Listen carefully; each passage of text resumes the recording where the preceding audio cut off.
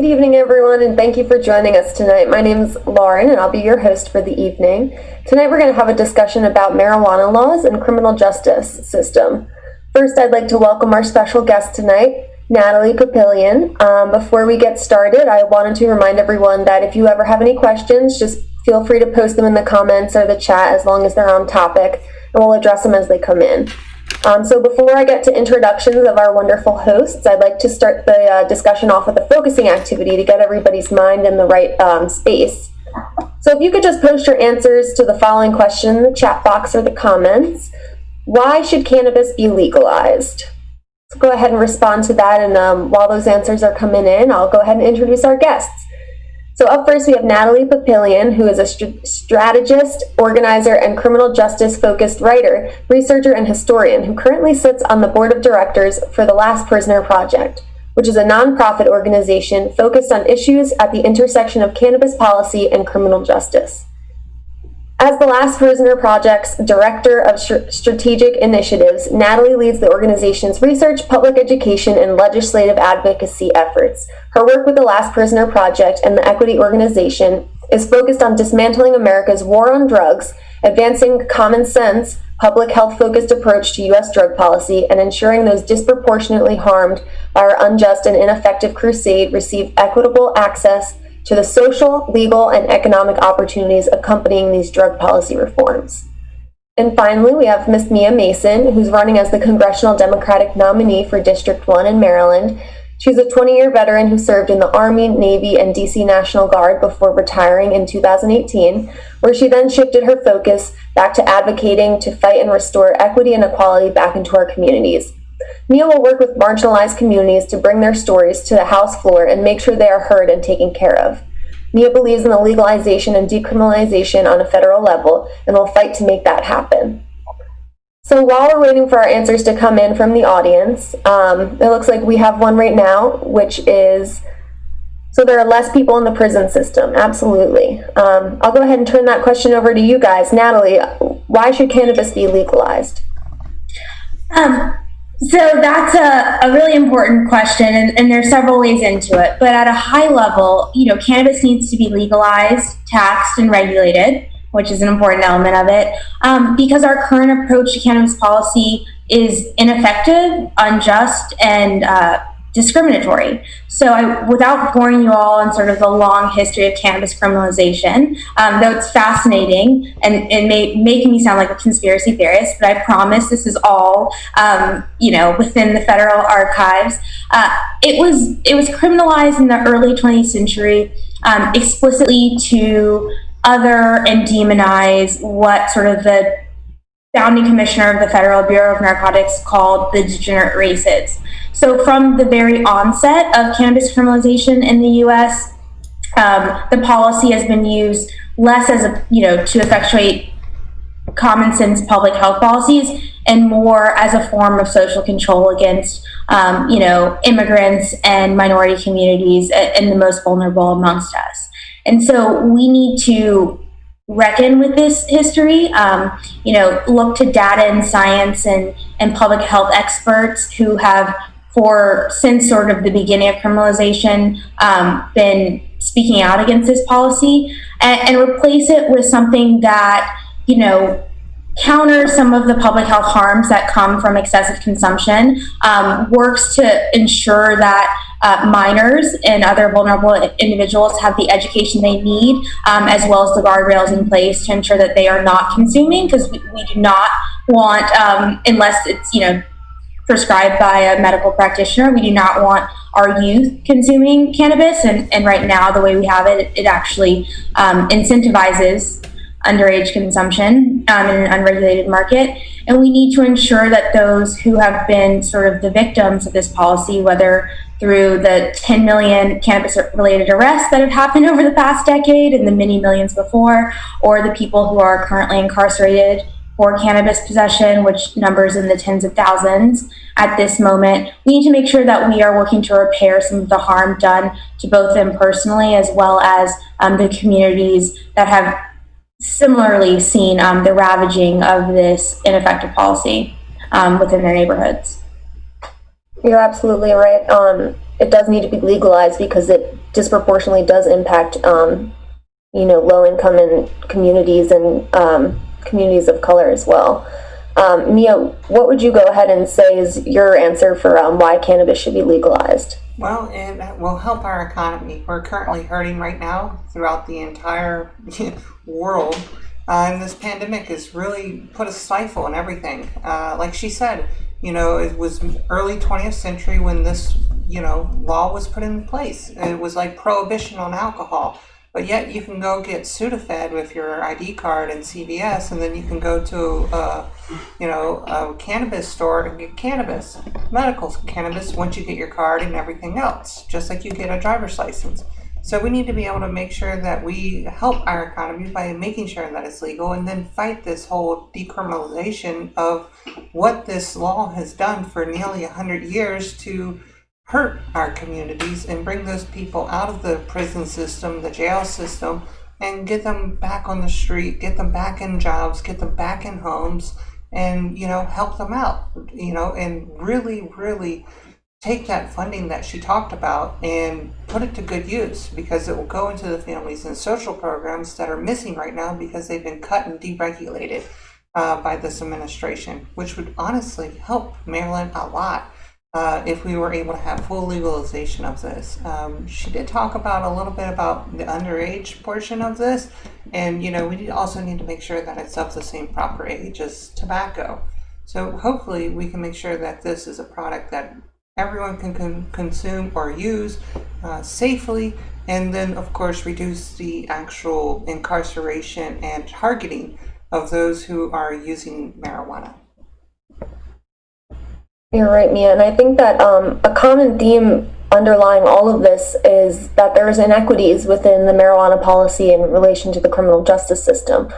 So can you explain some of those inequities that exist within the marijuana policy and criminal justice system, Mia? Well, what we're looking at is targeting. One of the hardest things that we've seen is that they go with what they call data. And hotbeds and everything else, and if you smell like it, they're going to stop and frisk you, ask you what you're doing, see if you have anything on it, and if you have more than that, they'll basically arrest you for drug dealing and everything else. So some of those laws we really need to take a look at and change the grams, the percentages, the ounces, and make it something more metric, so that we can honestly help our community. Because guess what? If you're moving, traveling, or anything else, or you get stopped and pulled over, you're at a higher risk of getting arrested, killed, or beat up and drug out of your car, and then of course escalation of force just because you may smell like marijuana, which is very harmful for our communities. And of course in the criminal justice system, we have white collar crime in there as well, and everybody else is all treated the same. They're all put in the same place. And you know what? Somebody can be like, yeah, all I had was 2 joints on me and I got arrested and I'm in here for 10 years, while the other guy, did horrible things and gets out in less than 6 months. So those sentences that are given for marijuana and other drugs, we need to be able to find something that's more equitable. And we'll have to work with the AGs and prosecution systems in order to fix this, not only on a state level, but a federal level. You're right. The sentencing inequities are huge. Natalie, what inequities exist within marijuana policy and the criminal justice system? Yeah, so, I like to sort of start these conversations by illustrating the scale of, cannabis criminalization in this country. So, in 2018, U.S. law enforcement agencies made over 600,000 arrests for simple marijuana possession alone. So that's having, a joint in your pocket. It's not, you're not running a criminal syndicate, right? That's just possession. That's more arrest in 1 year than for all serious Index 1 crimes combined. So the police arrested more people for smoking a joint or having, a dime bag in their pocket than they arrested for murder, rape, aggravated assault, and armed robbery combined.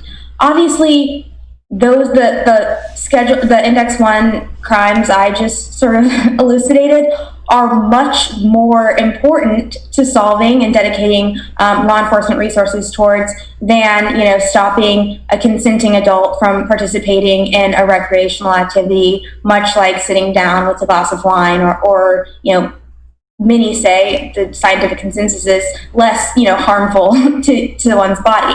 Now, I'm not a scientific professional, but that is the consensus all the way, up to, the Office of National Drug Control Strategy.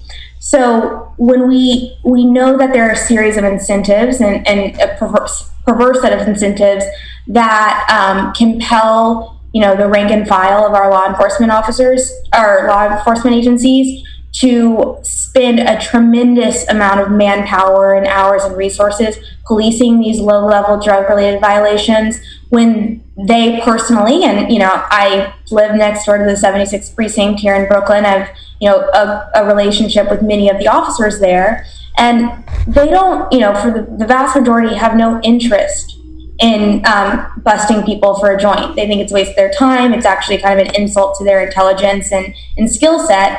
But the way the system is set up, their funding, especially on the federal, the funding they get from federal grant programs, is dependent on the number of drug-related encounters they have. So they quite literally will not get paid. Their budgets look different if they aren't focusing more resources on marijuana than on murder. Obviously, that shows how incredibly warped our priorities have been, and shows that a series of events that have sort of escalated over the course of our 5-decade-long war on drugs, the longest war in American history by any stretch of the imagination, have just piled on and on, whether it's in the criminal justice system or in American society more broadly, and sort of made a joke of a lot of the lip service people play to the idea of, safety, security, and prosperity. We're not focusing our limited resources on the right things. And, there's broad bipartisan support for this. This is not a Democrat issue. This is not a Republican issue. This is not a libertarian issue. 91% of adult Americans believe that a federal approach to marijuana prohibition is wrong. You won't see there's very little that people of all sort of political stripes and persuasions agree on in today's, very charged climate. Cannabis policy reform is one of them. And so just from a purely political perspective, this should be an issue that has more and more attention paid to it because it's a way of really getting something done that will be incredibly impactful. And we know it'll be the most impactful in our most vulnerable communities, especially our low-income sort of Black and brown communities who have been, facing tremendous pressure, especially under sort of the economic duress of COVID-19. Black Americans are 4 times more likely than white Americans to be arrested for marijuana possession. And those disparities have gone down a bit, though if you go across the country, it varies from jurisdiction to jurisdiction. So, it can actually get up to 50 times more. Now, some in the audience may be saying, well, maybe Black Americans smoke weed more than white Americans, and that would explain it. The federal government has made it clear, and this has been clear since the 1970s, there is virtually no difference in consumption patterns between different races in this country. In fact, in places like New York, where I reside, 92 to 95% of all marijuana-related arrests are Black or Latinx individuals, despite the fact that white New Yorkers are twice as likely to consume than their Black or Latinx peers. So what we're seeing here is very, very clear racial profiling that has no basis in the actual prevalence of cannabis consumption. And there are various reasons for that.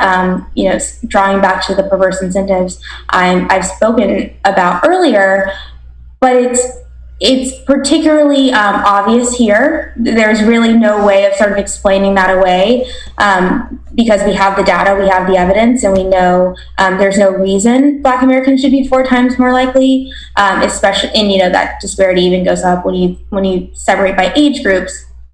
And it sort of extends back to the early history of using drug policy not to improve the public's health, but to enforce the sort of loose social control on, vulnerable populations or, politically advantageous, the political advantageousness of criminalizing and demonizing certain groups within our democracy. So it's really important we get this right.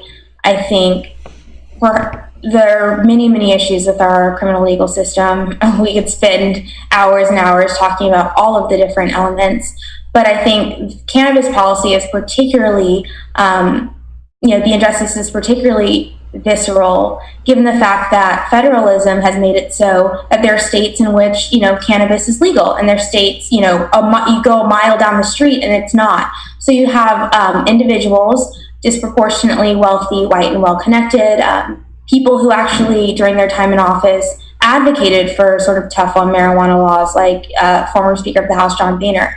They are now sitting on the boards of publicly traded cannabis companies, making, and I'm not being hyperbolic, tens of millions of dollars selling hundreds of millions of dollars worth of weed. At the same time, we have people a mile away being sentenced to 10, 20, 30 years in prison for doing the exact same thing. If we're really serious about creating a more just and equitable America and really aspiring to live out our values that we all hold dear, this is a particular issue in which we're not living up to that, and we have the power and we have the political will to change it. So I'm so grateful that Mia and many of her colleagues or future colleagues are really at the helm in terms of pushing forward this. This is not about wanting to smoke pot or wanting everyone to smoke pot. Honestly, to be totally frank, could give two shits if people are smoking pot. Like, it's not really about that. And I don't encourage anyone to partake if that's not something that they're interested in or their doctor is interested in them doing. It's about living up to our values and our shared values. Yeah, absolutely. And I think that you touched on an important part there about priorities and how we have a lot of our priorities mixed up, especially when it comes to federal funding. So with that being said, Mia, what can be done on a federal level to combat these inequities and issues existing between marijuana policy and the criminal justice system? Well, the first thing we should be able to do is work with the DEA, ATF, USDA, and the FDA to remove this from Schedule 1.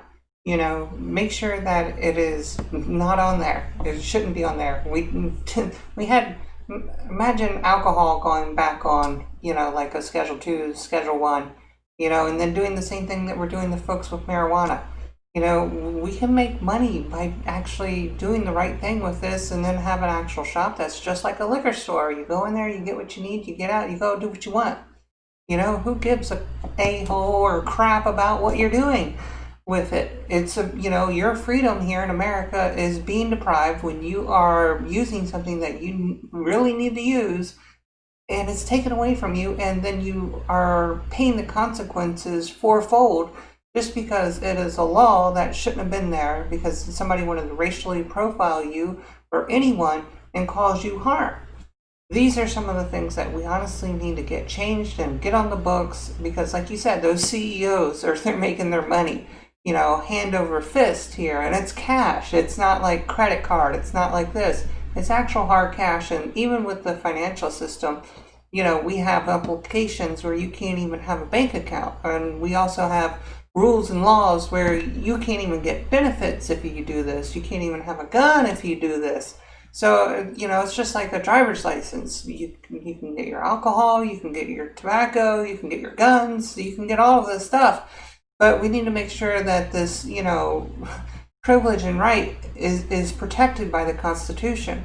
We need to be able to make sure that what has been done can be undone, so that we can make sure that equity is restored to everyone in our communities who wants to be able to use this product and disenfranchise, the police from actually policing like this. How many cold cases do they have that they haven't even picked up or thought of doing because they're like, oh, we have a code, whatever we need to go to because, it could be a drug dealer and it turns out to be 2 grams. I mean, like, please, we have murders, we have this, we have people jumping off bridges in this economy because it's that bad. We need to be able to solve those cases and not be concerned about marijuana. This is another reason why we should be able to get it legalized, decriminalized, make it something to help our economy, and do a lot better for our country overall by making sure that we take care of the people and what they want to do and help our farmers as well. You're right. And same question to you, Natalie. What can someone, in Mia's position or other legislators do to restore equity and kind of combat these issues like over-policing minority communities and what you talked about earlier as far as, priorities and funding go? What kind of policies can we enact? That's a great question. And, I want to be clear before I dive in. Cannabis legalization, removing, cannabis from Schedule 1 will not solve all of these issues.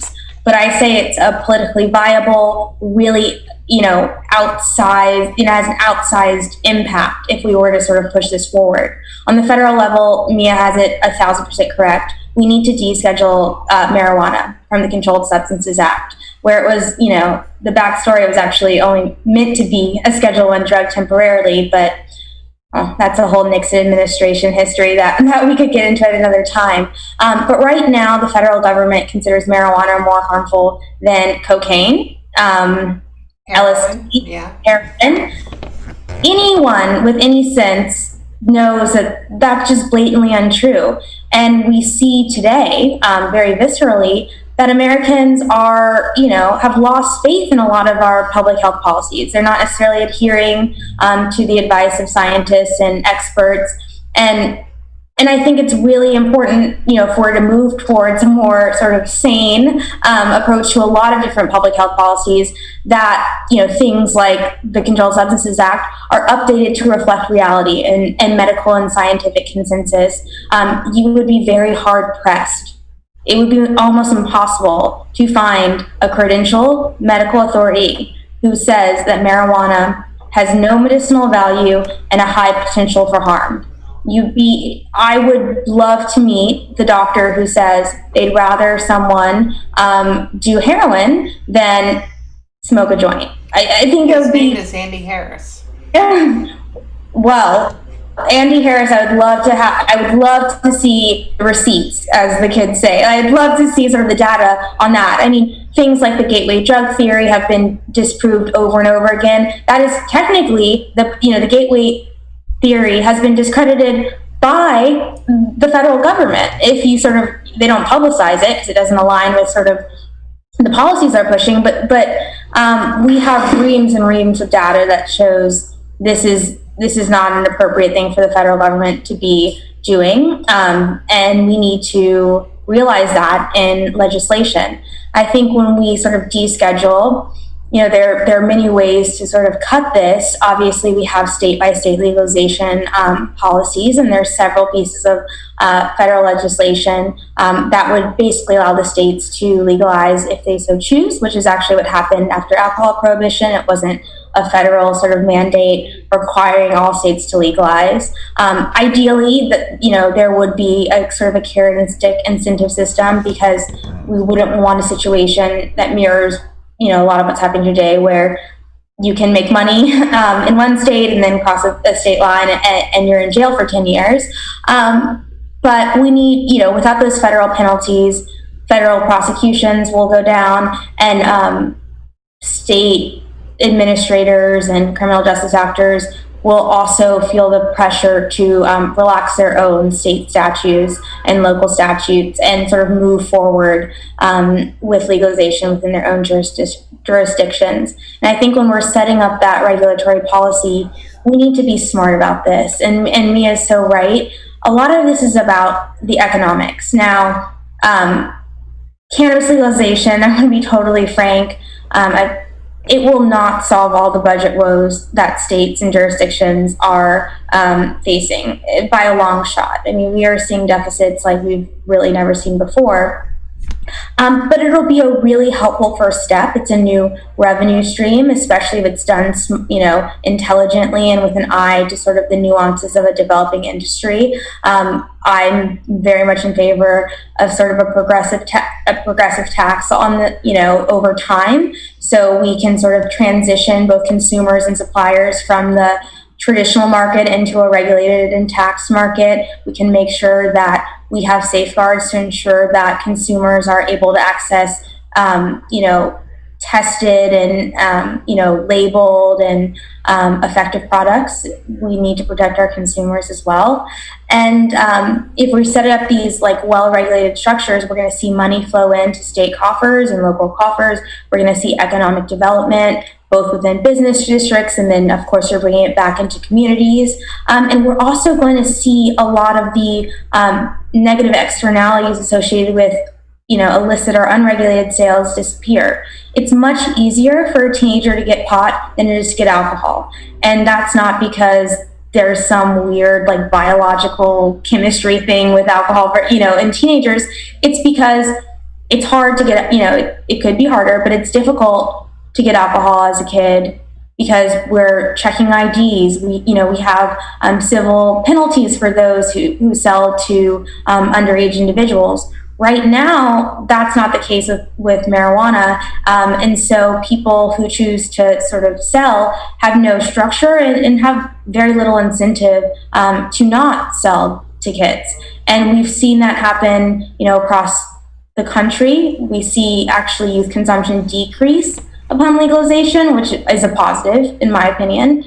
Once again, do not want our kids to be consuming. And we're also seeing the money generated by regulated sales go into social programs, education, which is huge in Colorado. They're funding, billions of dollars into the educational system, youth programming, support for our veterans, which is, is a community that's been really at the forefront of the fight for marijuana legalization and cannabis policy reform. And then also real culturally competent, effective public education, because we also don't want to incentivize problematic cannabis use. But in order to do that effectively, in order to ensure the best public health outcome, we need to be very, very transparent and honest and data driven and give people the information they need to make the decision whether and how frequently to consume.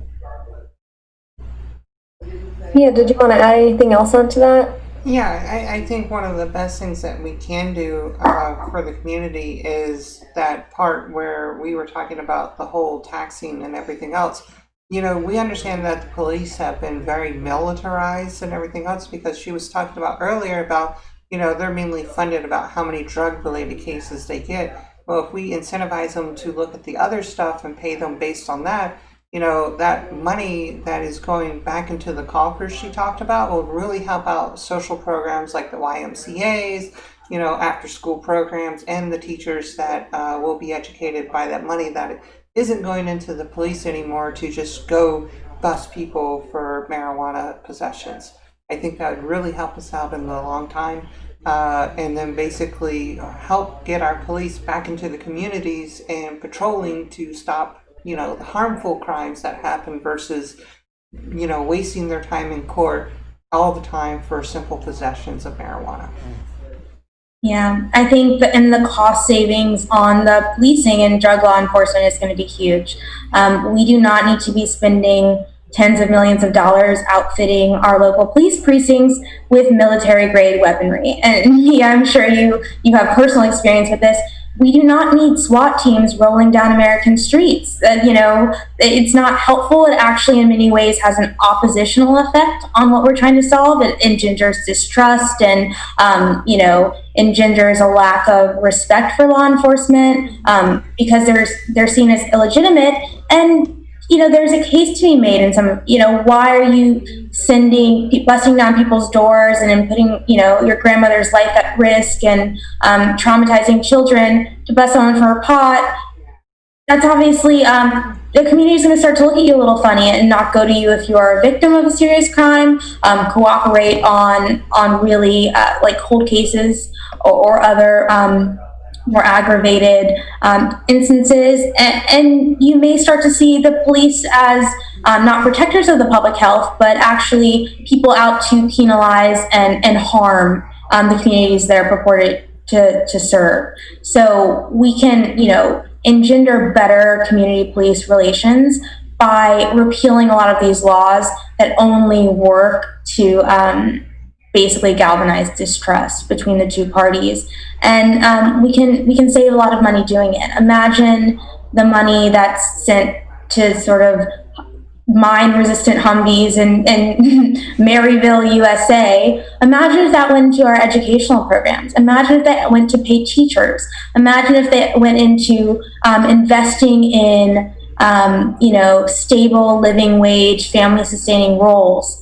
That would be a tremendous positive for the community and the entire nation, to be honest. And we can do it relatively easily, but it's going to take political will, and it's going to take all of us making our voices known and advocating for a common sense, effective approach to cannabis policy. Yeah, because many of the police agencies in states where it's legal have even stopped working with federal agencies, and they're also doing this in sanctuary cities for other agencies like ICE and the ATF, DEA, because of like deportations and stuff for these simple drug charges that they may have had.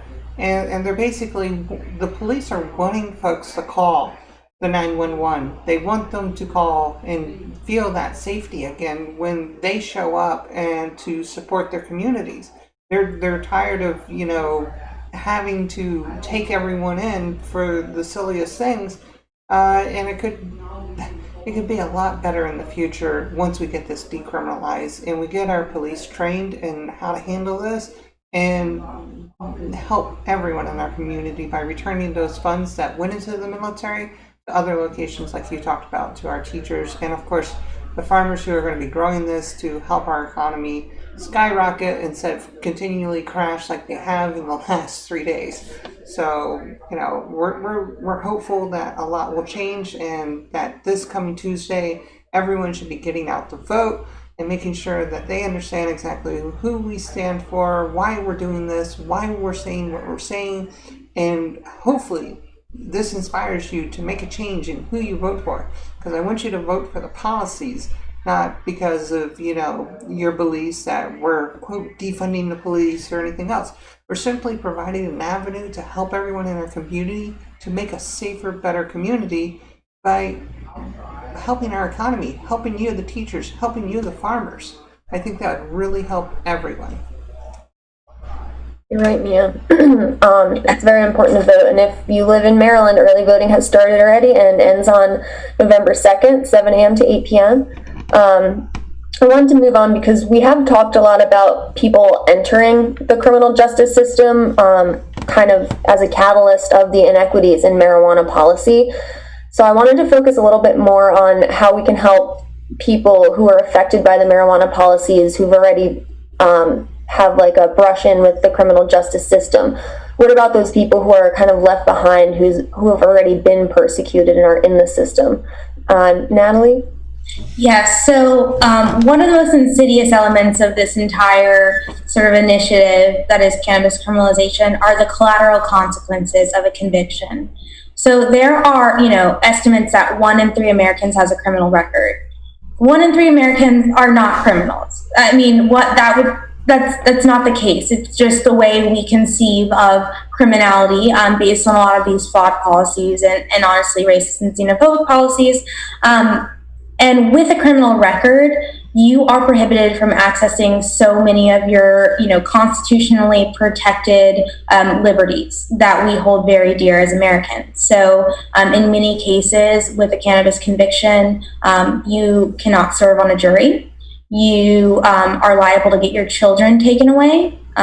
You are prohibited from accessing, social assistance programs that are federally sort of administered, like publicly subsidized housing or educational grants and loans. That would totally sort of strike you off that list forever.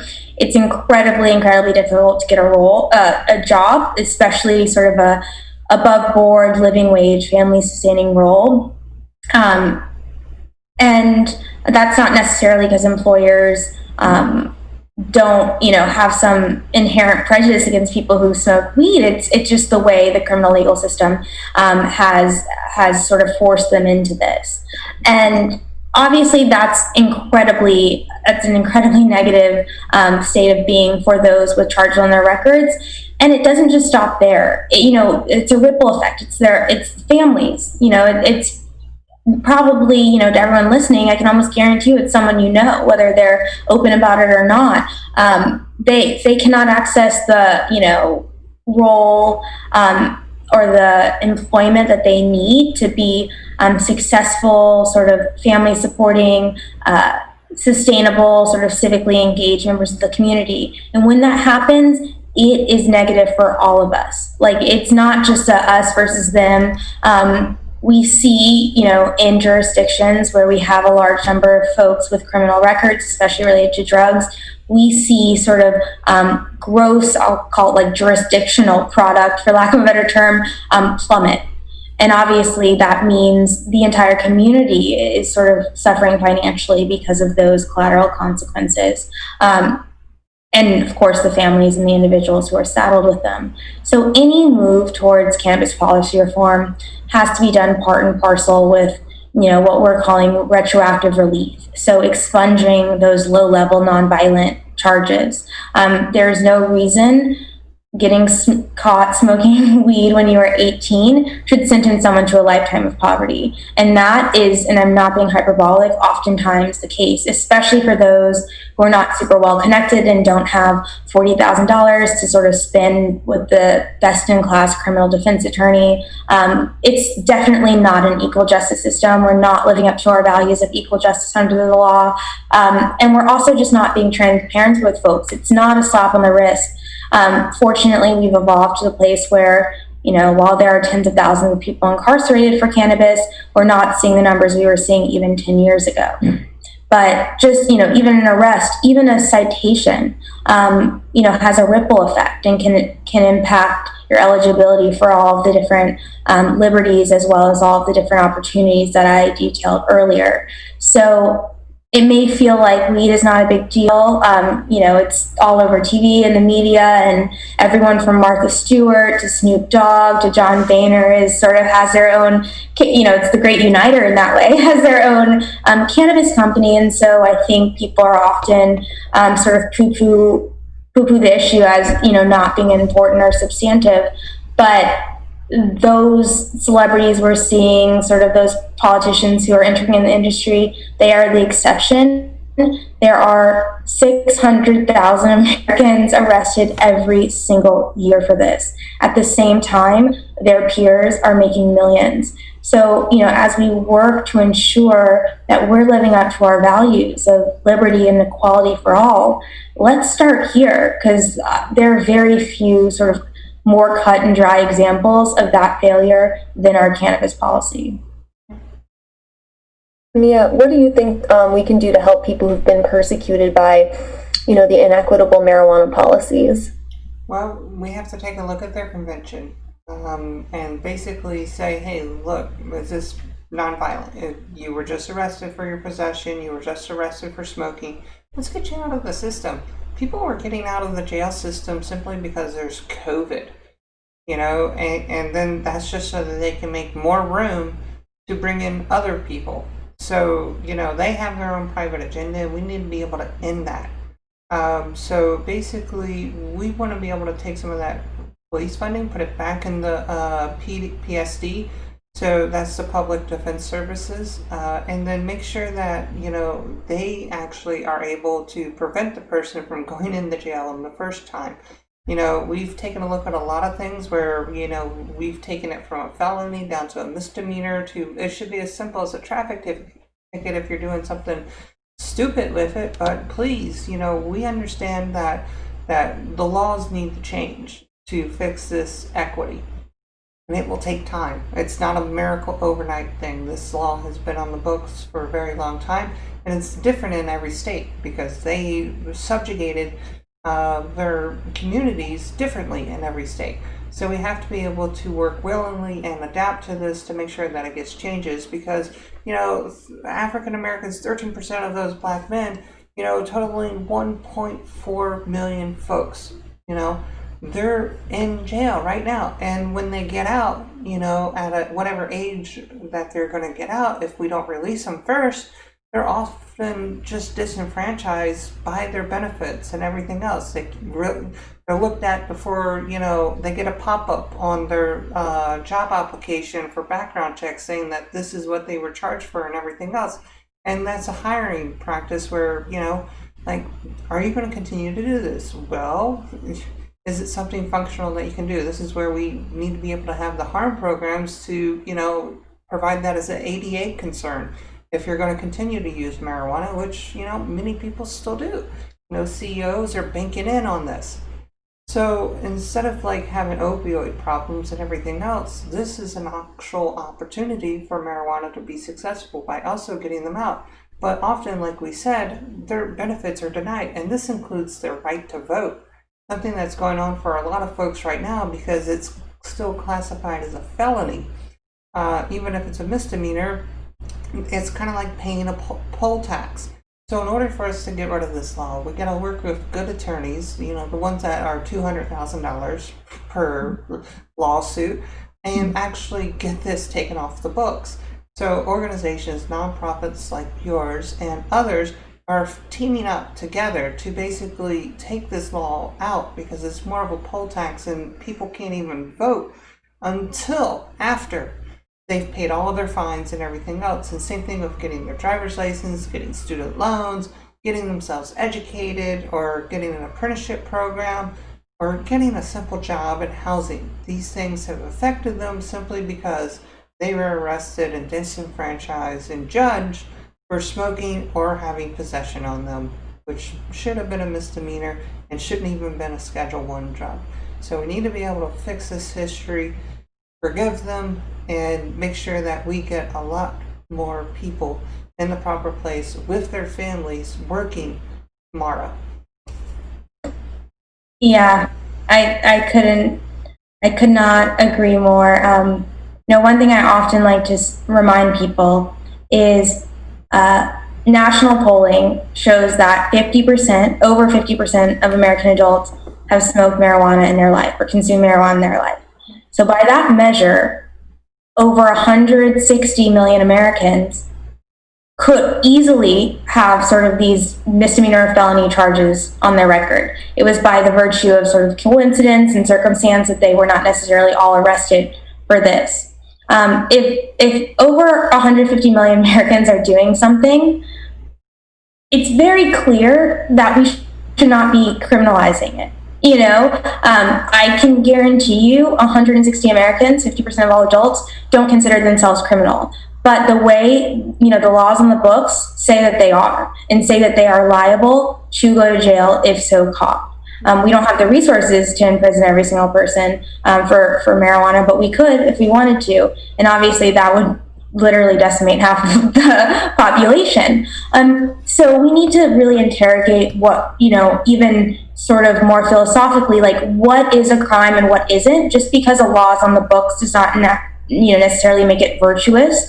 Over the course of our history, we have seen many laws that we look back at now and we're like, how is this a legal thing? Legality and morality are oftentimes, in concert, but, oftentimes not, and actually are at odds with one another. So we need to stand up for sort of what we know is right. We need to repair the harms of this sort of disastrous approach, and we need to create a new sort of approach to drug policy. Now, I'm not advocating for Woodstock all over the country. Like we do, that is not, like I said, I'll censor myself this time. I don't really give a hoot whether or not I'm not encouraging the use. And in fact, I think we need to, with this new common sense public health approach, we have opportunities to curb a lot of the problematic elements of, excessive or substance misuse, which has ravaged our country in many other ways. And the war on drugs has actually only caused drug consumption to go up. And problematic drug consumption, it actually had the opposite effect as to what it's purported to do. And we spent over $1 trillion trying to do it. And think about it, your job, if you were to spend 50 years working on something, costing a company $1 trillion, and you got the opposite outcome, you would be fired. I mean, you would have been fired 2 days into the role, and yet we're allowing our government to do this for next year marks the 50th anniversary of this conflict. We need to change this. This is not helping anything. It's just, the science is very clear. The anecdotal evidence is sort of overwhelming. This policy does much more to endanger the health, security, and safety and prosperity of all Americans than it does to prevent any harm. We can educate people on problematic use.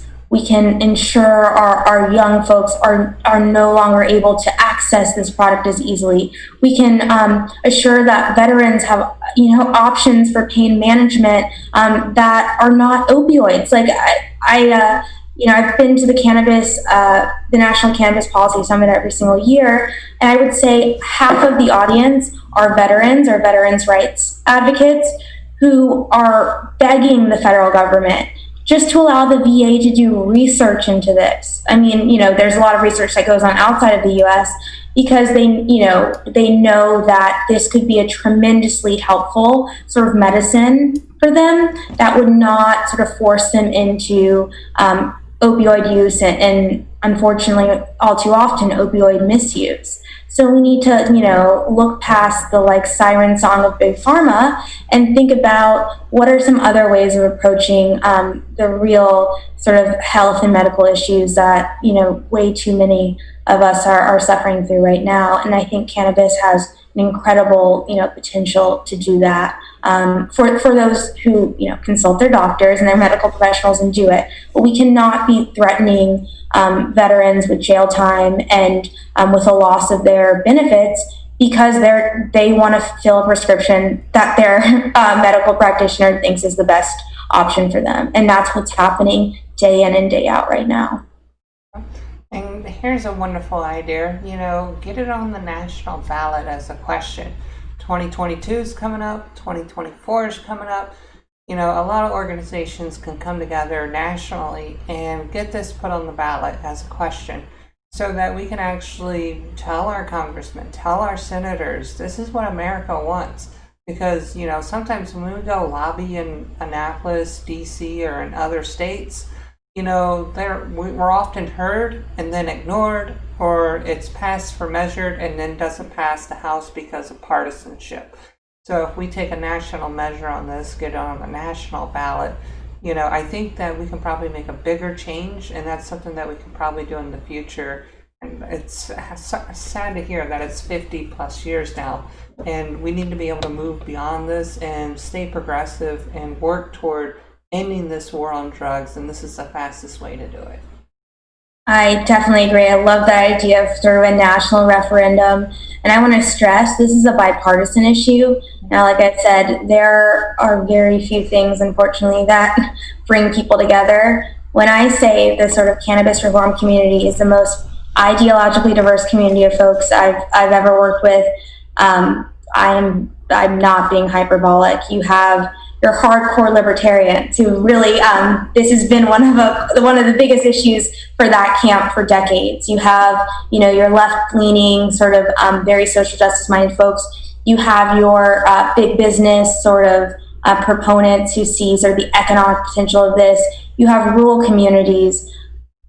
So, people who are experts estimate that even now, marijuana is actually the most lucrative, second most lucrative cash crop in America. And yes, there's no support for those who cultivate, and we're not, taxpayers aren't seeing any of it, right? In fact, they're seeing it costs money. If we could sort of become sort of one of the leading providers of tax and regulated cannabis, that's a tremendous economic benefit for folks in farming communities. In the 40s, there was actually, and then I'll stop because I just find this interesting, there was a Hemp for Victory campaign. So the federal government incentivized farmers, especially sort of along the eastern seaboard and then into the Midwest, to cultivate cannabis or hemp. to use for industrial use. It's not just for like hippie, like, hip looking jewelry and clothing. It can be used as a replacement for plastics and mini hempcrete. If I were in private enterprise, I would be looking into starting a hempcrete business, because I think that's going to be tremendously impactful. And we need to, go back to that. This could be really, America could be a pioneer in here, and we see countries legalizing left and right. Mexico will legalize in the next couple of days, likely. Obviously, Canada is legalized. Western Europe is in the verge of it. Israel will be doing it soon. Let's get ahead of the curve. Let's use this to sort of fortify our, manufacturing industry, our farming communities, our like marketing and branding and advertising. Like, we can be a champion and we can be best in class at this, but we have to get out ahead of the curve, and we have to do it quickly. I agree. And one of the coolest things is you talked about the Eastern Seaboard. So these are our Carolinas, Virginia, Delaware, and Maryland, who are looking into this so that we can actually make it a cash crop, because we're also looking into those jobs for renewable energies. And guess what? They're going to need materials like those plastics, those oils, that hempcrete, and it'll probably be cheaper than actually digging it up from the quarries or shipping it in from overseas, because we'll still be in the process of fixing all of those tariffs and bad deals Donald Trump left us with. And sadly, we can't fix those overnight with a stroke of a pen, but we can start a lot of actions on day one once Joe Biden is elected. So if y'all have liked what you've seen here, definitely join us again. I would love to have you after the election and later on to see where we are, so that we can continue to work on this issue together. Is that something that we can possibly do? Yes, I would love that. And I'm really excited to see sort of what you'll be up to, and sort of pushing this issue forward on the national level. It hits on everything: social justice, racial justice, economic development, equitable opportunity. It's not a panacea, but like I said earlier, it's a really good start and can be a model for so many industries and a new way of doing things. And while I can't officially endorse anyone because of sort of tax regulations, I'm very much, in a personal capacity, if the IRS is watching, very much excited to see a political party in power that is doing more on this issue. And I appreciate you lending your voice to that call. Thank you. We appreciate you so much for coming on tonight, Natalie. Can you go ahead and tell us how people can contact you and give us some plugs for the Last Prisoner Project? Yes, I would love to. So if you like to learn more about cannabis policy or its criminal justice related implications, follow the Last Prisoner Project at literally Last Prisoner Project on Instagram, or Last Prisoner PRJ on Twitter. We also have an email list if you go to www.lastprisonerproject.org. And so we do a lot of the policy work, which is what I lead, but we also do a lot of direct services. So we have a robust team of legal advocates who are fighting in the courts today to free people, who are currently incarcerated. A one-click plug: we have a constituent who is in Michigan, not in Maryland, but he has been serving, he was sentenced to 60 years for selling cannabis to an undercover police officer in the early 90s. He's now 70 years old, just contracted COVID in prison, and we're working to get him out. He has never been charged with a violent crime in his life. The prosecutor found an antique firearm legally purchased in his home, which had nothing to do with cannabis sale. He was not whatever, and they were able to basically stack charge upon him, and he will die in prison if we don't get him out for doing something that people in Michigan, a legal state, are making millions of dollars doing. We cannot allow injustices like this to keep going unchecked. So we appreciate you sort of using your platform to speak on this. And if anyone's listening wants to get more involved in the case or learn how they can support, www.lastprisonerproject.org. Awesome. Thank you so much again for joining us. And if you want to see more content like this, you can ask me, follow me at Mia4MD, go to our website, miadmason.us, or send a request over to our campaign manager, Lauren, who has that information. Lauren at miadmason.us. And we look forward to working with everybody and bringing everyone's stories onto the House floor. With that being said, that'll be all for tonight, everyone. Have a good night. You too. Thank you. Bye. Bye. Thank you.